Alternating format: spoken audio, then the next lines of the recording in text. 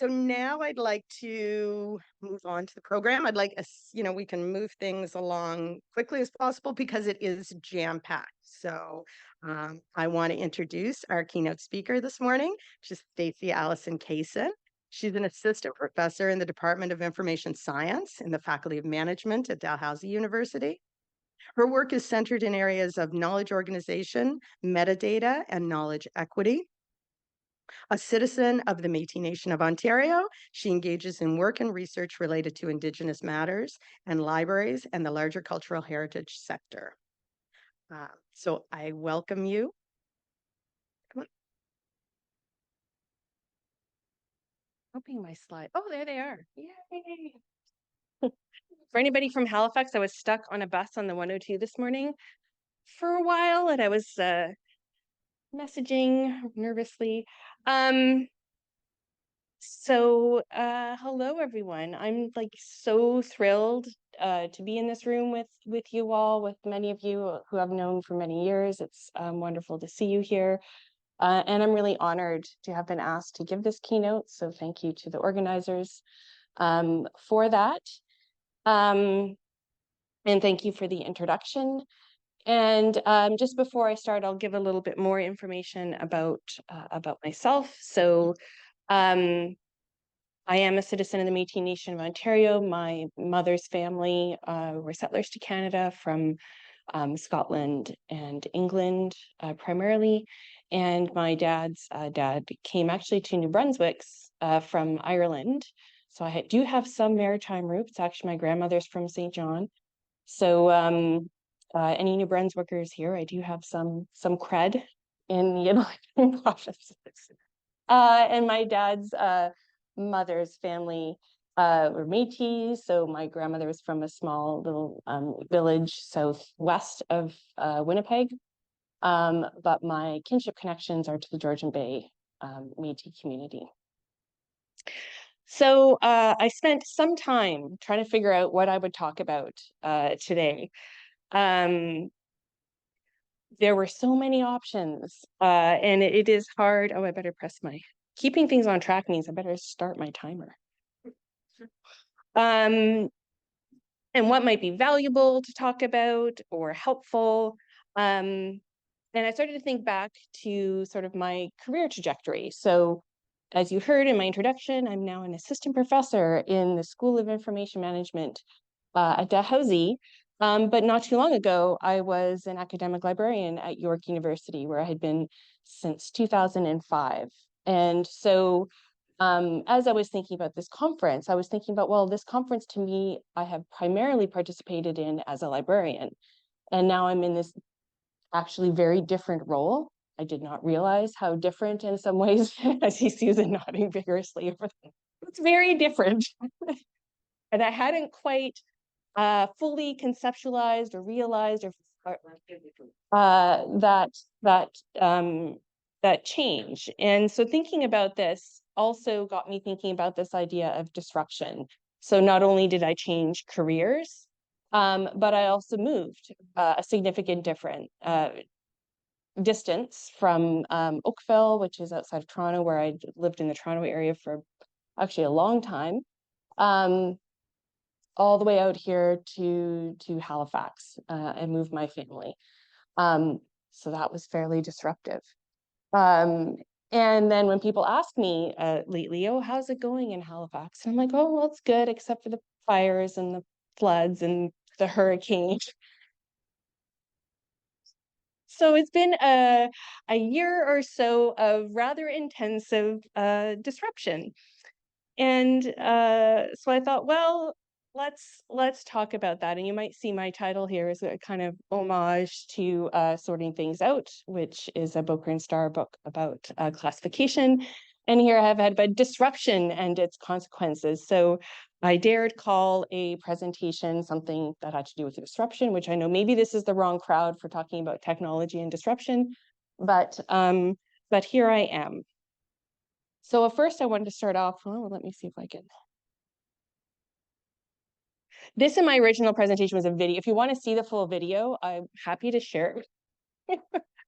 This is the video of the or a photo, an image of the wildfires that happened in May on the very first day on the afternoon. And I'm just going to recount that story because there's a whole part, the way that this kind of unfolds. So it was a Sunday afternoon. Just imagine, lovely, warm, beautiful day.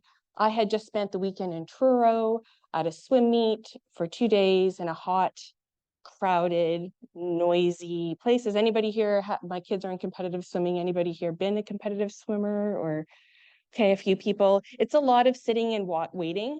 And then your kid swims for like 45 seconds. And then you sit and wait for a long time while 100 and something other children swim. So it was a long weekend, and I was just sort of sitting on the couch in a relative quiet. I might have been enjoying an afternoon local craft beer. And one of my kids, my older daughter, is looking at the window and they say, "When's sunset?" I was like, "Well, I don't know, like sometime from now." And they're like, "Oh, like why?" And I look out the window and there's massive plumes of smoke coming over the house. And I'm like, what's going on? And so start investigating Twitter back when it was Twitter and useful for local news, and discovered that in fact there was a wildfire that had started, and this is not a regular occurrence in the Toronto area, so I wasn't, well, probably actually not even in Halifax, wasn't sure what to do.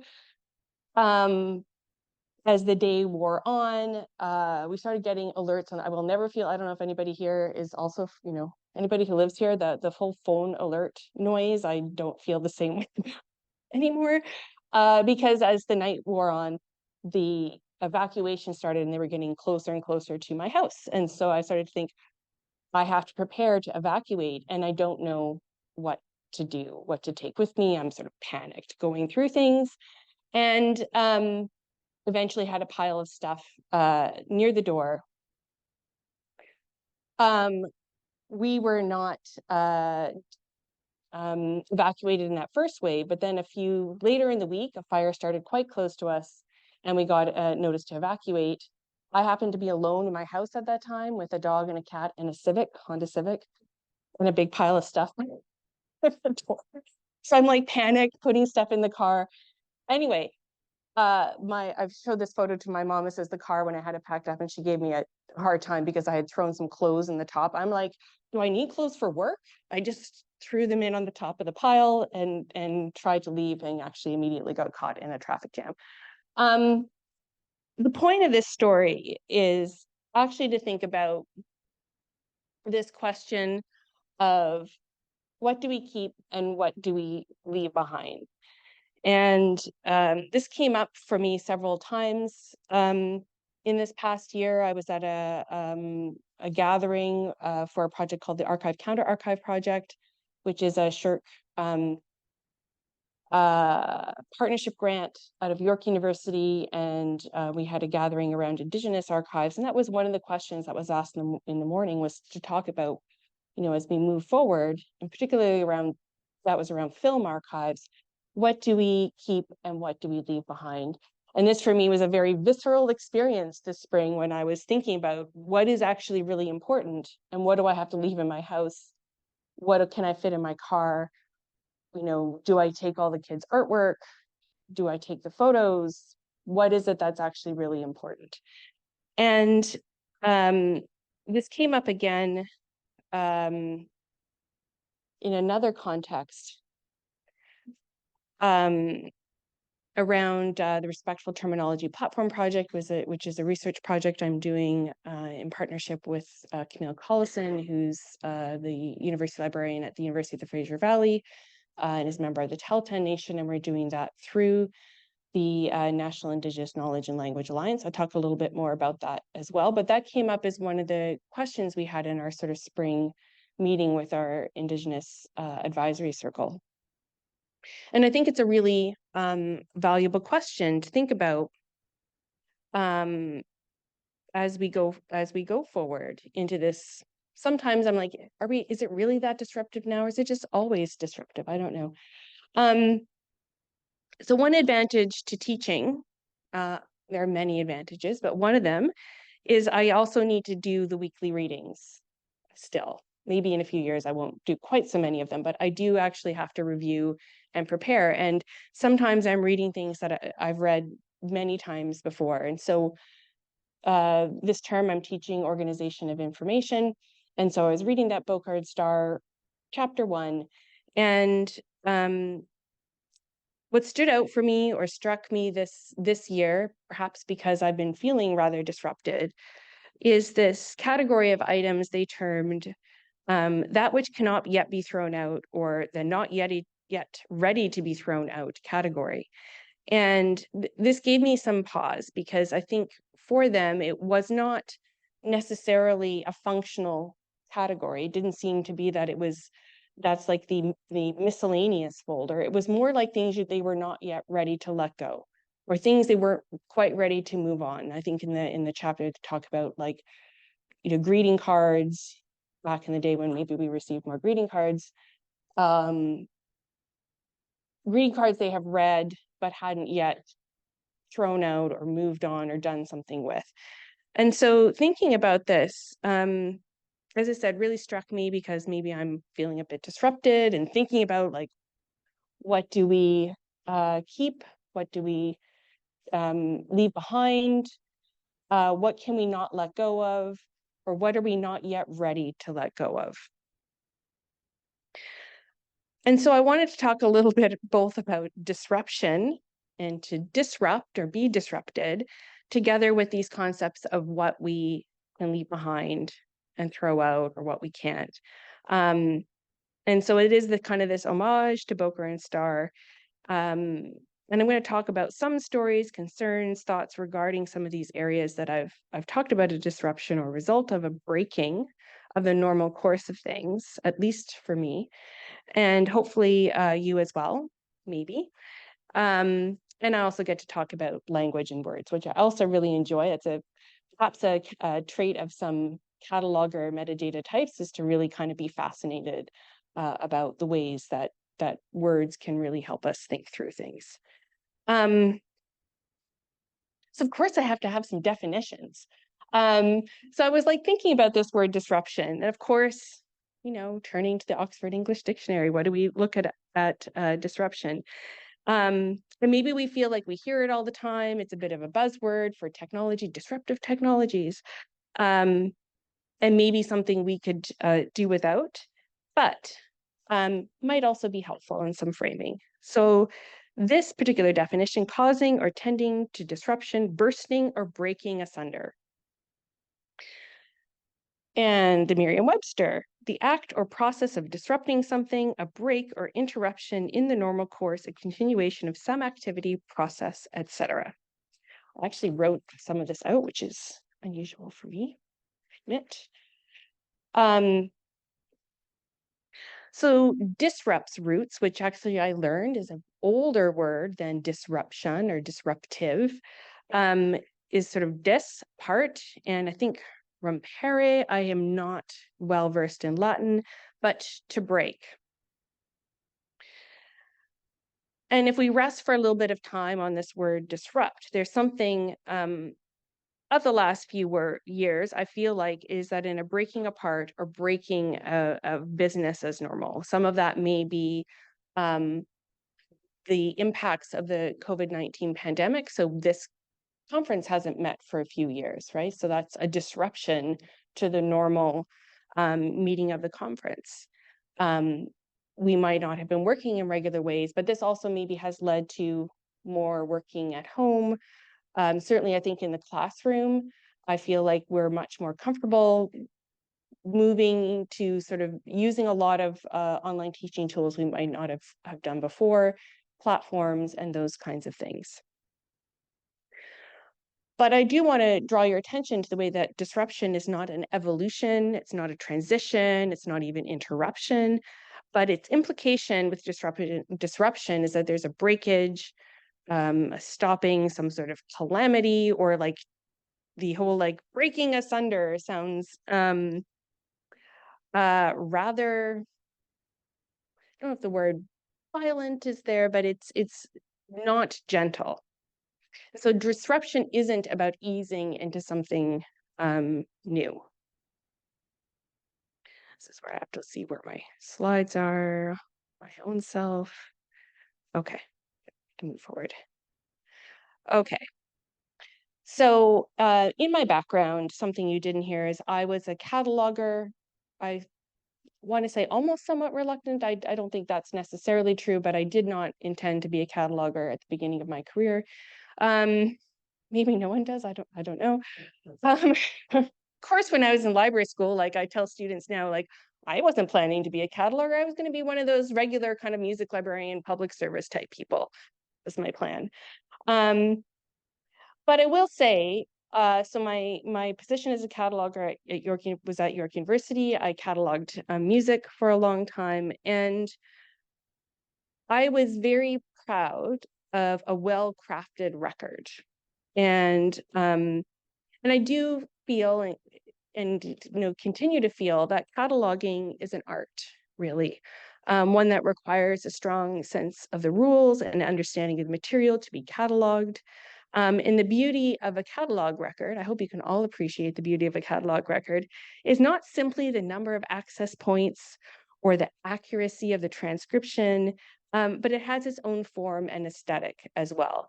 And the way each record looks, the way it sort of functions, the way you might, as a cataloger, I'm just guessing, I have not talked to other catalogers. You'll have to tell me later if this is how you feel. But sort of the imagined relationships you have conceptualized or thought about in relation to the way that record works. And it forms its own internal information world. And even when there are elements that will never be used. So I don't know how many people here, everyone's here very familiar with MARC, right? MARC, machine readable. Of course. And there's lots of fixed fields that as a music cataloger for recordings, I would use, like all the little fields about like how, to the last second is this recording and when was it recorded and what's the full instrumentation. All sorts of really weird fixed fields. That would never, ever, ever be used. But I was like, maybe one day the catalog system will show this to users somehow. And so even though I knew it was highly unlikely, I really kind of knew that no one was ever going to use this data, I recorded it anyway. So when I think about the question of what will we keep and what will we let go, it's hard for me to think about the loss of the careful crafting of bibliographic records. This loss has already been ongoing for many years. Most cataloging departments don't exist in the same way. When I started cataloging way back in many years ago in 2005, which probably isn't that, well, is it a long time ago? I hope not. The department still had many specialized format catalogers, government documents, maps, special collections. When I was a student at the University of Toronto, I had a job cataloging at Robarts, doing French language monographs, and I sat alongside all the Cyrillic catalogers and all the sort of special formats, special language catalogers were on this one floor, the 7th floor Robarts, which was probably kind of weird in some ways when I think about it. But really thinking about how all of those people were really well, knew those rules really well, worked really hard to do that work. And that for the most part, and again, someone can come and correct me later or correct me in the questions, please provide a comment after I'm done if you like, but that a lot of that is not there anymore. So most cataloging departments don't exist. Many are now subsumed with other departments, broken up, and there are a few specialists left. And especially those with a kind of deep subject and format expertise to conceptualize and create these mini data worlds. And many contemporary library systems didn't keep the sort of authority structure for a while. So even that authority work that used to take a lot of time isn't necessarily, again, happy to be corrected, done anymore. So this period feels like a bit of decay, more than disruption in some ways. So like the optimistic creators of the 1960s MARC format. I always feel like it feels like very like future. The future is going to be great. We're going to have all this stuff. And that all that promise in some ways is obsolete. So this is not to say that metadata does not have value. In fact, I'm sure many of you in this room are well aware, know that metadata is extremely valuable now. Structured data, data available for machine processing is extremely valuable. However, in libraries, metadata environments, the sort of creaky, am I allowed to call them creaky structures of MARC? Sounded good. Or machine readable cataloging. So these carefully constructed description based on the so-called universe of standards is loosening, and questions about what we keep and what we let go are sort of at, well, I feel like they've been at the forefront in cataloging for a while. However, in some ways, I feel like it's the category for me of the not yet ready to let go pile. I'm like, no, but and maybe it's less about what technologically makes sense, particularly in metadata practice, because creating metadata records, frankly, brought me a lot of joy, and again, it's really about constructing these beautiful things that now sort of feel like these, buildings of the past in some ways as we move forward.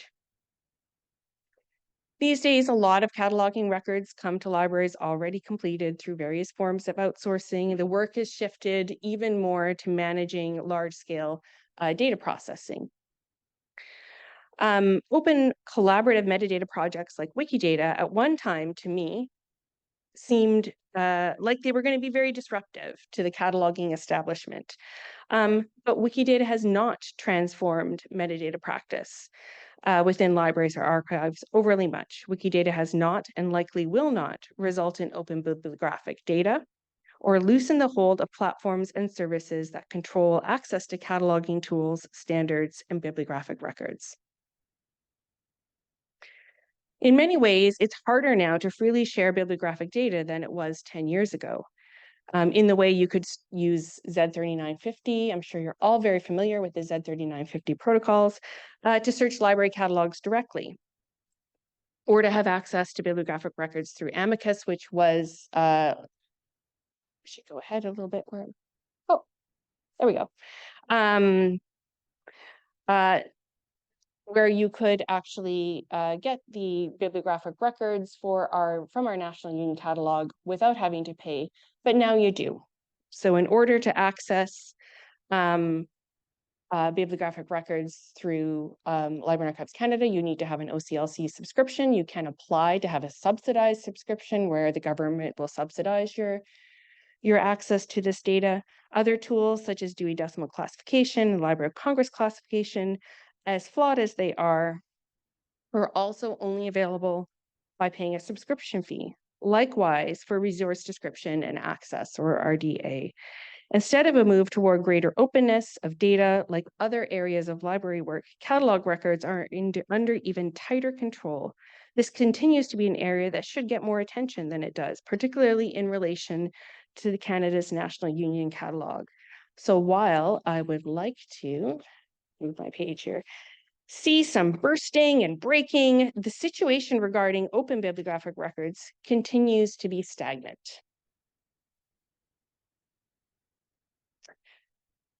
I can't help it. I was like, oh, I guess I should talk about. So while it's a hot topic these days, I have not, as of yet, given any real talks about AI or machine learning or generative AI. So here I go, everyone.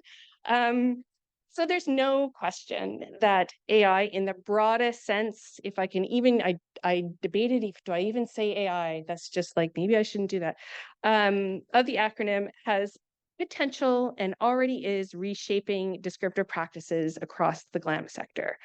While none of this is new to many of us in this room,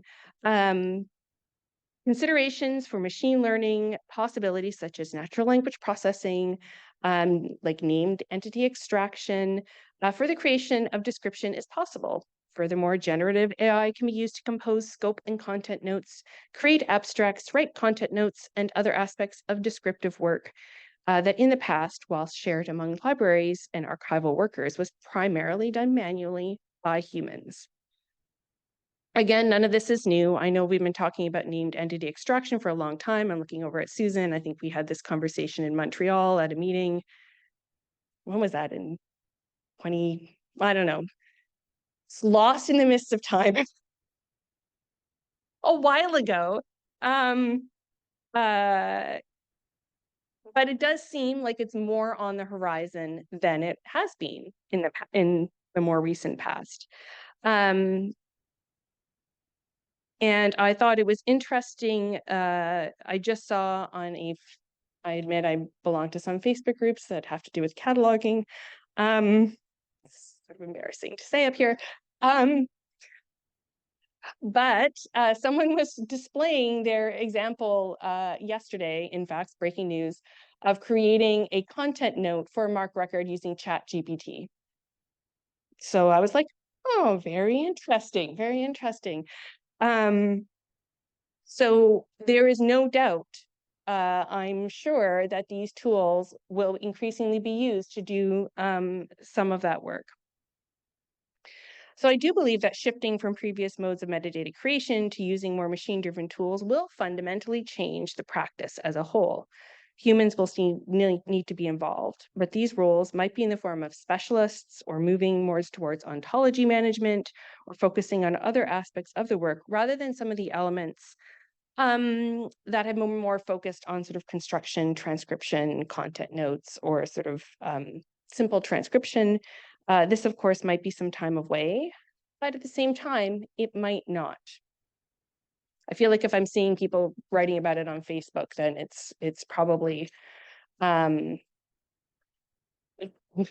this image was produced by generative AI. Look how good it is. I was like, show me a robot doing cataloging or something, robot creating. Not great.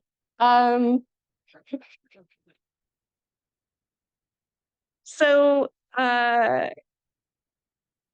one of the questions then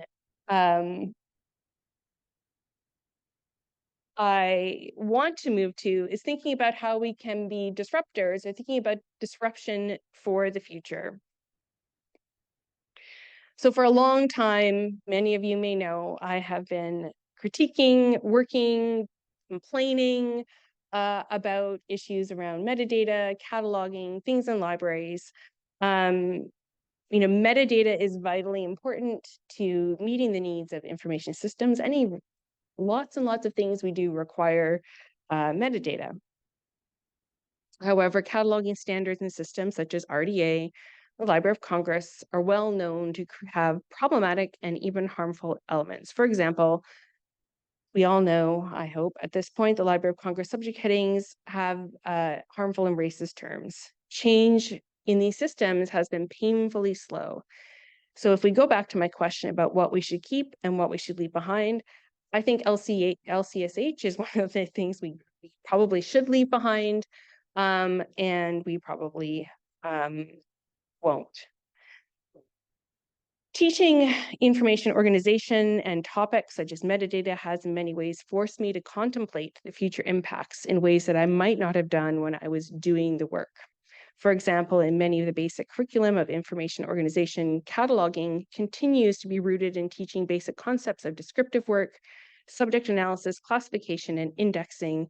But it feels that on the horizon, this disruption to a kind of cataloging I learned and practiced. I was around for the big shift from AACR2 to AACR2R, and even the shift to RDA is very disruptive to people.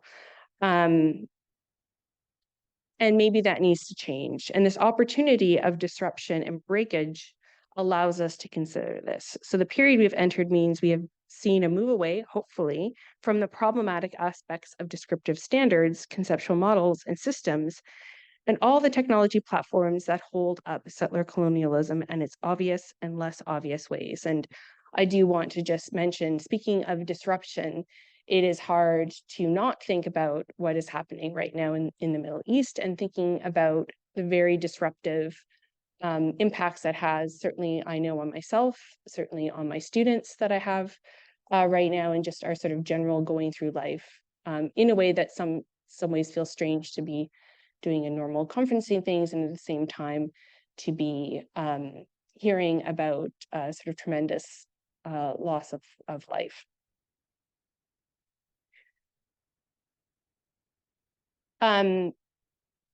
Just to point out some of these issues that have to do with metadata is this ongoing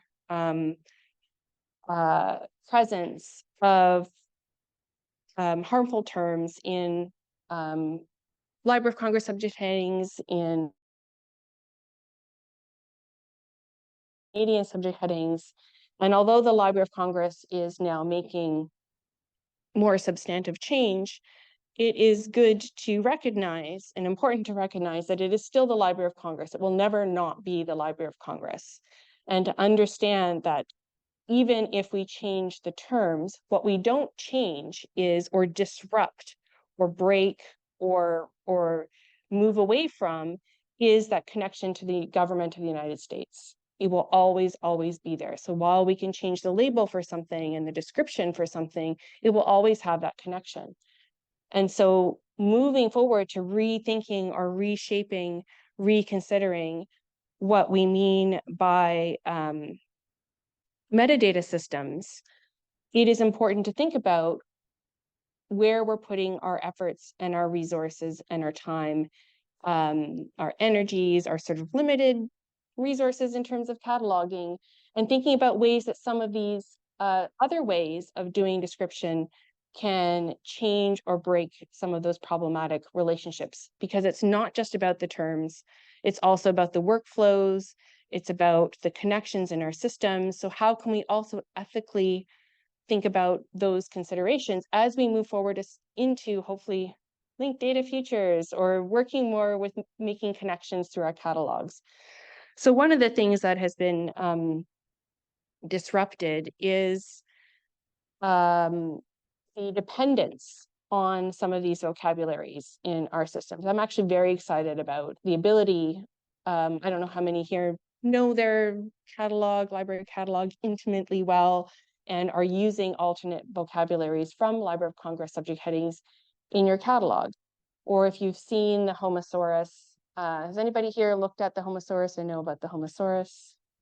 Okay, a few people. Check it out. It is a really, I meant to put a screenshot, but I didn't. So please look it up. It is a community created vocabulary specifically around LGBTQ community, sexuality. It is an amazing community project. It is full of terms, really well done, and is being used in a lot of catalogs or repositories, or increasingly being used. Certainly you can see it in OCLC records. And it's also a really great example of a community coming together and not trying to change Library of Congress subject headings, not trying to just, again, change the words, the labels, but thinking we can do something different and we can be just this kind of thing. And so one of the things that I think is really interesting about this period that we're in is it's not just about cataloging, although I'm talking a lot about cataloging. It's about thinking what we can do as community, what kinds of infrastructures we can support, and moving away from being locked into systems like Library of Congress that sort of force an idea of universal. So the intention of Library of Congress is to do everything. Actually, I was just talking about this in class yesterday, because we were talking about classification. And the whole premise of something like Dewey, that is meant to capture the entire world. That's its intention. And that is a problematic stance, because you can't effectively do that, right? It just can't do that, but the sort of conceit or intention is that it can. So can we move to this idea of multiplicity and having a variety of kinds of vocabularies, ways of naming that sit together in our systems? And that is different than having an overarching universal approach. And I think we can think about that concept in all kinds of ways, in the ways that would help make our systems better. And while we might think we will lose something, so what do we leave behind? What do we keep? What do we leave behind? What do we move away from? While we might lose something in that precision and recall idea of being able to, I want to be able to get everything, I want to hit this one word and it brings everything together, we might gain in better recognition and better naming practices and more ethical data. And certainly that is something I think we can all agree is important. How do we move forward in an ethical way? And being able to focus in on how does a community call themselves? How does the community understand themselves? And how do we reflect that in our data is really important. So looking at a project like the Homosaurus is a really good way of thinking about the possibilities of doing that and being more comfortable with maybe some level of messiness or difficulties in the way that we do our work in terms of managing data in information systems work. And I'm happy to have this conversation with people. And I want to go back and talk a little bit now about Indigenous knowledge organization, Indigenous headings. And I want to do, at this point, I have a huge recognition of the great amount of people who have been involved in these projects over a long period of time. I don't know if anybody's in this room who was part of the Canadian Federation of Library Associations Indigenous Matters Committee, and specifically the Red Team, that worked on this creation of the First Nations, Métis, and Inuit Indigenous ontology. It's not really an ontology, it's more a spreadsheet of terms. But the intention was to collect community names, to see what community names were before, what they've been updated to, and to work toward trying to create a vocabulary that we use. Now, what we soon discovered is that it's really hard to create a structured vocabulary. We had many discussions. What do we mean by community? We couldn't even really come up with a sort of effective way of describing community, because when we think about Indigenous communities in Canada, what do we actually mean? Do we mean nation? Do we mean reserves? If we mean reserves, then we don't include urban Indigenous folks, we don't include Métis people, we don't include Inuit in that definition. So even talking and thinking about what we mean by community forces a kind of recognition or reckoning or thinking about what does colonialism mean also, because a lot of the ways that Indigenous communities are understood in Canada come through a lens of the Indian Act, colonial governance, who gets to be what, how do you think about this lineage? For a long time, Métis people were completely unrecognized. It was just actually the 20th anniversary of the Powley decision in the Supreme Court of Canada that recognized Métis people. Métis people have relatively recent Section 35 rights. And thinking about what that also means is a community in relation to nation. What does that mean for ethnicity? So all of these kinds of things, as we were trying to we're just going to put it all in this thing and work it out. And then it's like, oh my goodness, it's like an enormous project and we have no resources. And no one has time because this is all just the committee work that's part of an association. So we ended up scaling back, reconfiguring ourselves and trying to figure out how to do this with some proper resourcing, attempting a few times to do this through government, I will admit, and eventually coming up with this through the brand new, kind of a relatively new still, association, the National Indigenous Knowledge and Language Alliance, which is a professional association primarily for sort of led by Indigenous people, non-Indigenous people perfectly welcome to be part of it. And so it's a cross sort of sectoral group as well. So not just libraries, but also archives, museums, thinking very holistically about what that means. And some of you may have heard about this project, or some of you maybe belong to libraries that have contributed to funding for this project. So we were able to achieve seed funding from Carl. We had contributions from Carl and CRKN and full OCLC even. And we have started this work. And I know some of you may have heard me talk about this before, so I don't want to spend too much time on it, just also being mindful of time.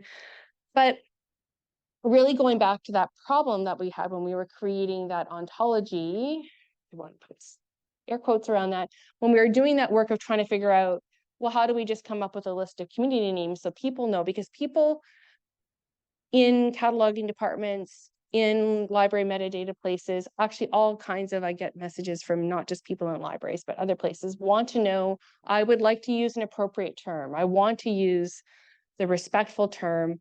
How do I know what term to use? Because there isn't right now any way of figuring that out in Canada. So talk about disruption. There's a recognition, for the most part, that we need to do things differently in Canada, but there are not yet the capacities built in to do that. So instead of just a spreadsheet, we started thinking very much bigger about this idea, and to think about that something needs to be multilingual, that it needs to be able to have a variety of output formats, because not everybody has all of the resources, right? So how do we do something that is usable for the lowest resource cultural center? So my take is my very first job was actually at a not-for-profit, one person. I never know whether I should call it a one-person library, because I was the only librarian, but I oversaw 5 libraries. Is that still a one person? I feel like that's some sort of other configuration. But I did not have, actually, so I really am grateful to probably, I don't know if anybody's in this room, but I started getting into open source software because I had nothing. I had nothing. I had no access to anything. All of a sudden I went from U of T, which had everything, it felt like, to being down the street and having nothing. So I was really just trying to figure out, how can I kind of have my library operate with no resources and certainly no minimal sort of technology support. So that's always very much top of mind for me, to thinking about, how do we do things in a way that it enables the greatest sort of uptake, but also remembers that not everybody can participate in, we might be talking about generative AI, or thinking about natural language processing. But for a lot of places, they're just trying to figure out how to make a list of things that they have, right? And make that accessible to community. Thinking about sustainability, we all know, I'm sure, the horrors of a project that was grant funded and then didn't have any more grant funding, and then it's like, what do you do with this? I've certainly been on the other side of like a researcher saying, oh, we did this thing and we made this really fancy Drupal install that now is completely customized and we don't have any more money. Having that in mind, you don't want to cause a sort of burden later on, or create something that's really functional and usable, and then it goes away. That's not responsible. So thinking about all these kinds of things as we go forward, which is vastly different from, I know I can go backwards. Can I? Oh, I can. Which is vastly different from this first thing we were trying to do that we released in like 2019, which is just like, can we just put everything in a spreadsheet and figure it out? And it's like, no, actually, to do it properly, we need to really think very carefully about what this means. We are in this first phase of this project. So again, I'm just so extremely grateful to all of these people. We have our Indigenous Advisory Circle. We just had another meeting with them last week. We did some intensive work with them in May. I had a long rest after those meetings. I felt like it's given lots of instructions on like, this is what needs to happen, because it's good to recognize that some of this work has been going on for 50 years. So Brian Deere first, the first release of sort of the Brian Deere, what we know as sort of Brian Deere classification, was in 1974. That was quite some time ago. This work has been ongoing for a long time, and it's good to recognize that. So when we talk about what do we take up, what do we leave behind, what is important. Think about, some of these librarians, so Dr. Jean Joseph, Jameson Brandt, Phyllis Lorat, they're retired. They have had their long, full careers, and they still very passionately want something better and want these issues to be solved. And so that is something that I feel very responsible for. And I just also want to give a shout out to some of you are probably here.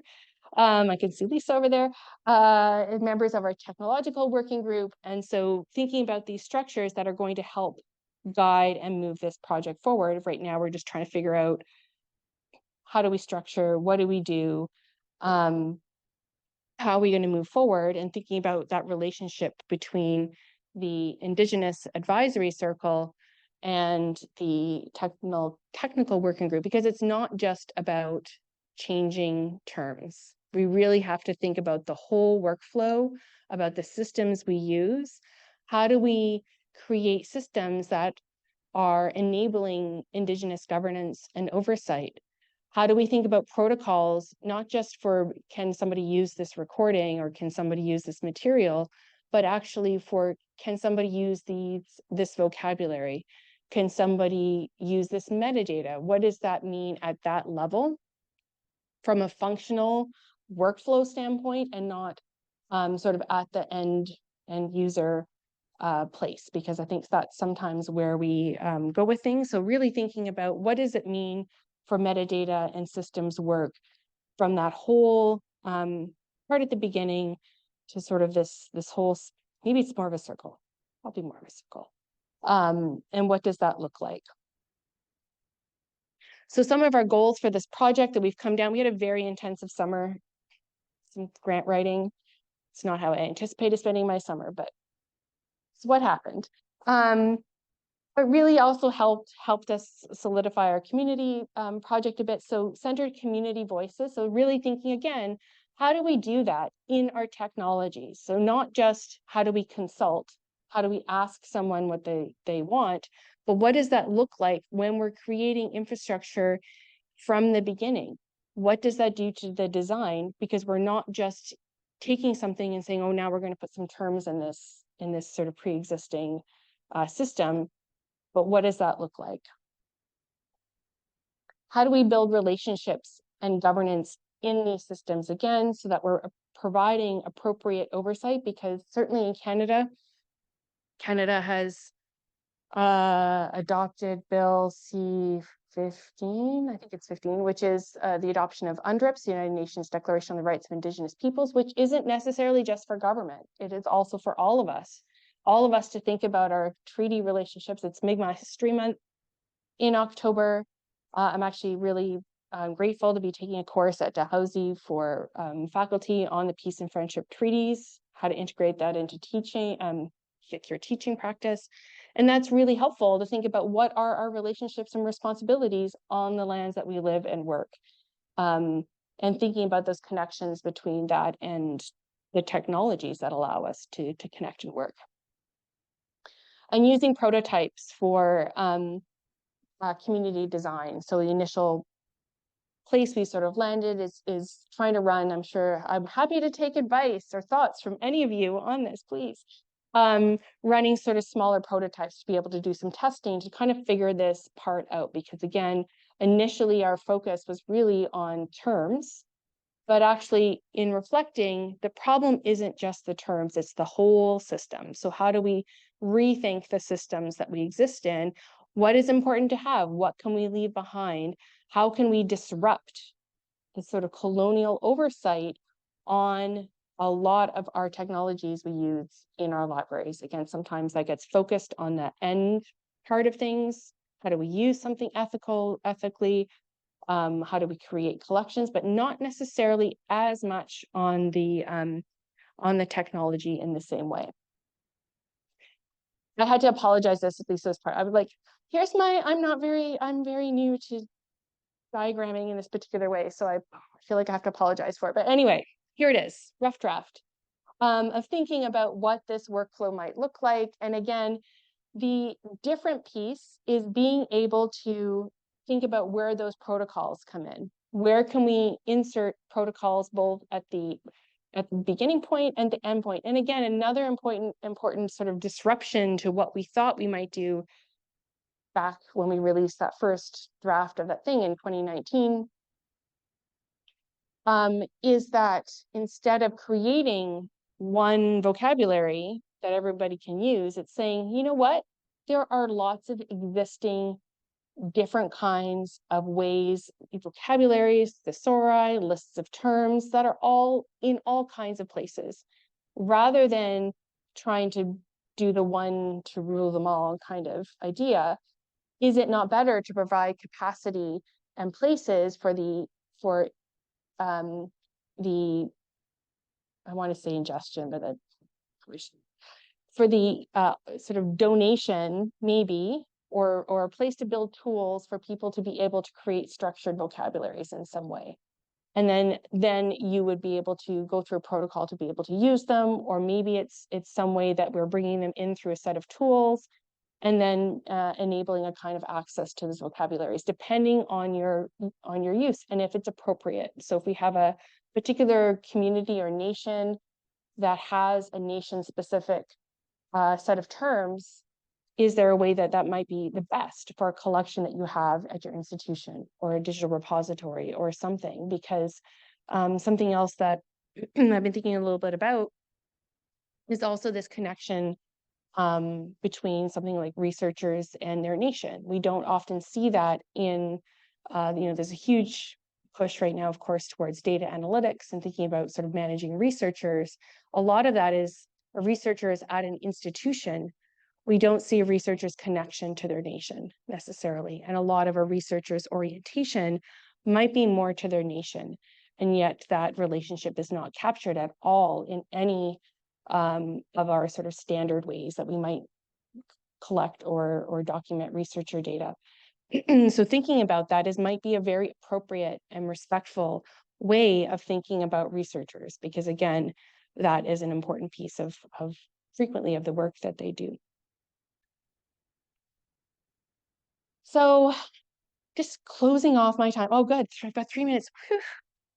I'm going back to this question of what do we keep and what do we let go? Going back to my thought of like, I had to leave my house in a really big hurry and really madly kind of think about what's really important. And we can do that ourselves, right?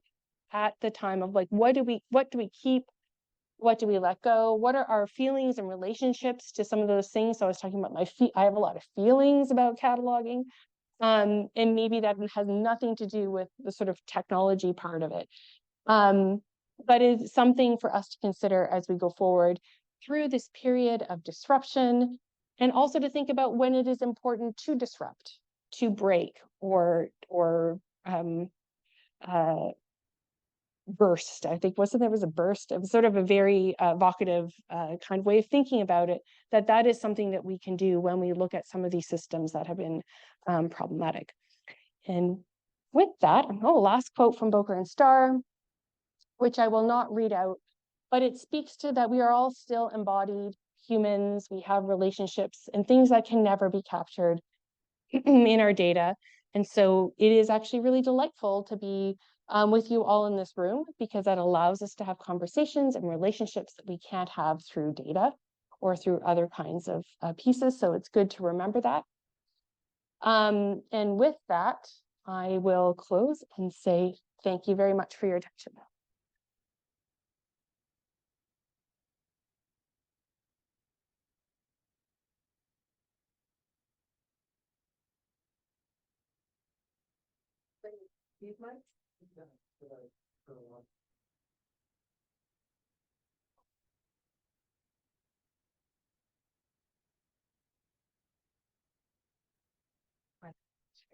Oh yeah, I'm happy to answer or close my computer.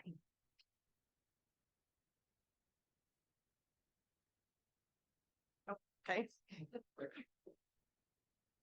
Hi, thanks for your talk. So yeah, I've cataloged in Oakville at different schools, whatever, in Ontario, and just experienced a lot of what you've talked about.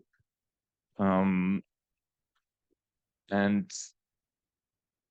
yeah, just trying even to like not use LC terms. Like I got met with like just like people deleting it, leaving passive aggressive notes on my computer the next day. And so whatever, this isn't really a question, but I just want to work on a project to like interview catalogers and see how we got to this point. So if you'd want to be interviewed or involved, then maybe I'll send you an email. And yeah, that's a project I want to work on, because it seems like there's a lot of ideological blockage keeping catalogers from like this disruptive change that is happening anyways, that we may as well do it in a way that's beneficial. So yeah, thanks for your talk. Thank you. Well, I guess it's like a solidarity commenting. Yeah, it's funny, you know, I talk about like I like to think I'm very changed, but then I would go and do things when I was cataloging and change like all caps to fix it, because I just was like, oh, it looks bad, I need to change it, even though it didn't matter at all. Probably ruined my productivity to a point. When I was first cataloging at U of T, I did actually have a quota that I would try and meet, which is kind of a funny thing. Yeah.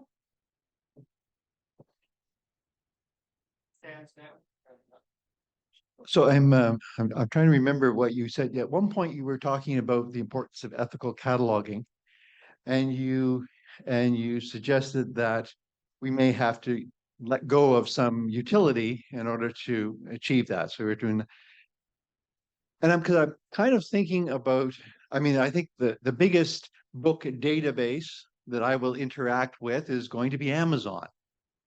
And so I'm always thinking of that as we look at how we structure academic library systems, that we find a way to be able to balance out that ethical cataloging with the utility, because hopefully we're going to create systems that are going to be appealing to the Amazons of the world.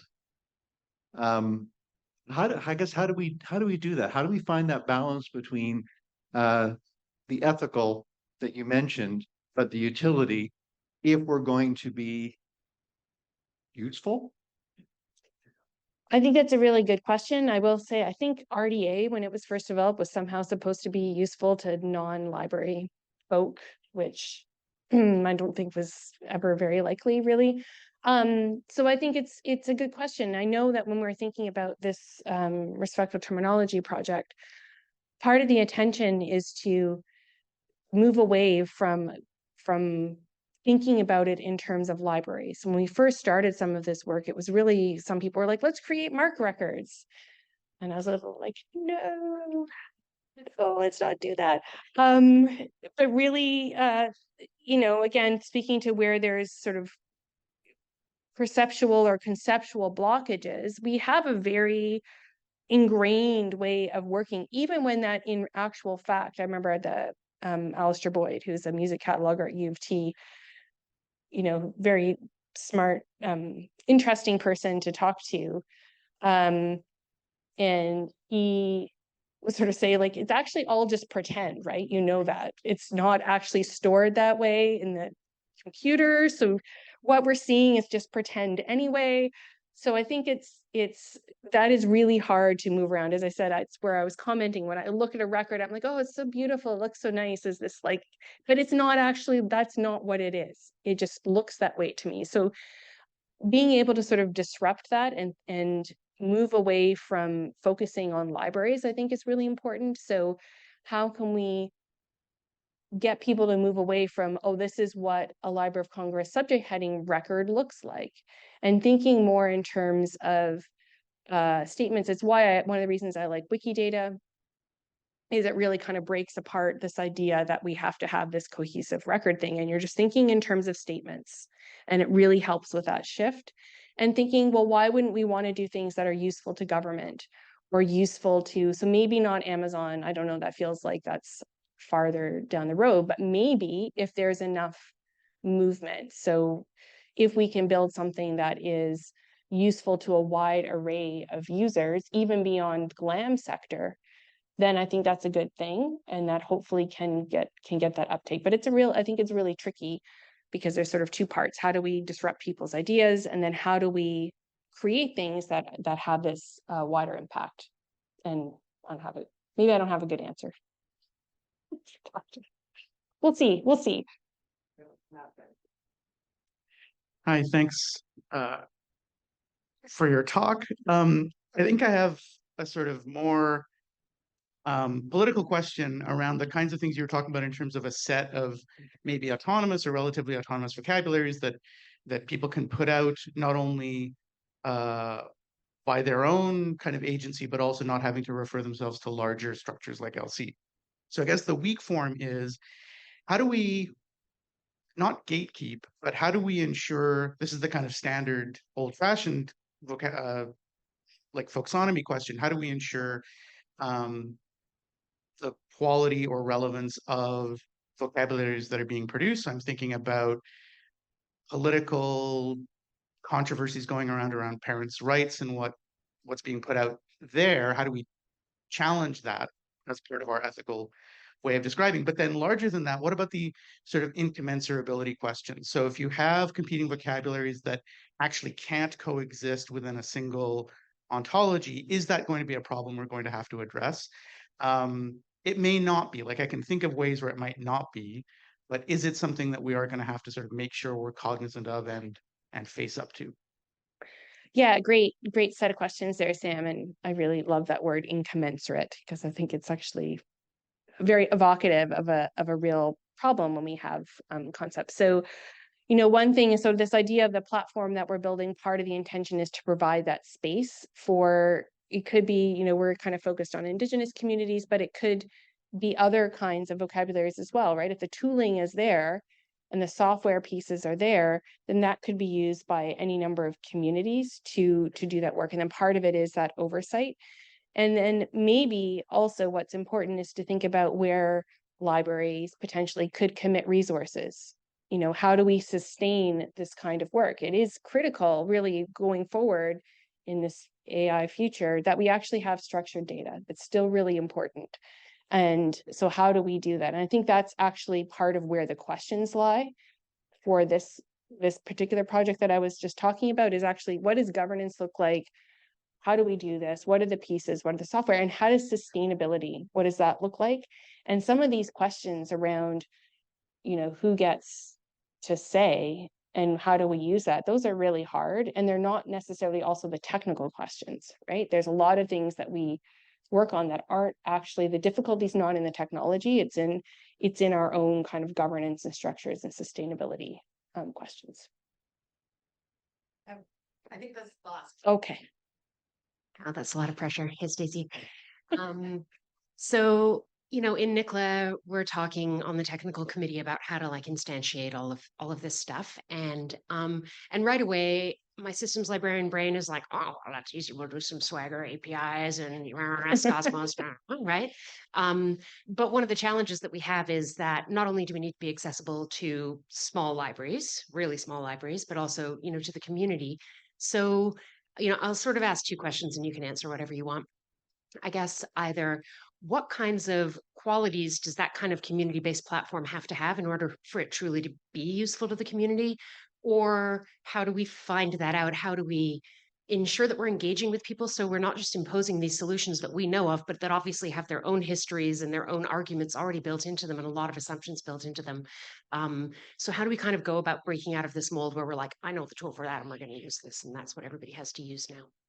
Yeah, great question. And I think it's kind of a thing about, libraries that we do. Well, we know how to do this, like not just about technology, but like we know the best information. We know the best answers. Of course, we know all the best things. And so this community consultation piece is both really hard and really important, and something that we're thinking a lot about is it has to be from the beginning thinking about how is it useful. Like, do not create something that is hard to use, again, sort of technologically complicated. And that is not to say that is not complex knowledge in community, because there is. That's not really the issue. Is like, it's just about a sort of capacity thing. And then the question, I've lost the beginning of your question. That's such a good question. Oh, the issue of like, how do we approach these things? And so, you know, I will say one of the challenges doing this work and the way that we're going about it is that there is a desire not to have it come from the government, right? Like, is it really the government when we talk about all kinds of communities that do not trust or have deep-seated issues of like, why do we want our data to be with the government? Maybe that's not where it should be. So how do we even caretake data in this kind of way when we are so dependent on institutions, governments, or universities to do a lot of this work, when maybe that's not always appropriate? We don't have a lot of infrastructure necessarily in that sort of community-based way, and certainly not across Indigenous communities. Sometimes you might find that in an individual community. So being able to do smaller prototypes with sort of building up with a sort of community where there's a sort of trusted relationship is one way to go about it, where there's the ability to, you know, push things around a little bit in a space where you're going to fundamentally be respectful of the kind of community work. That's part of where we might initially go to try and answer some of those technical questions, but really think also very deeply about what are these other things that go on when we do vocabulary work that we don't necessarily always account for in our library systems. All right. Thank you so much, Stacey. And Stacey, you'll be around for the conference and for the breaks. Well, You can yes, chat. yes, please come talk.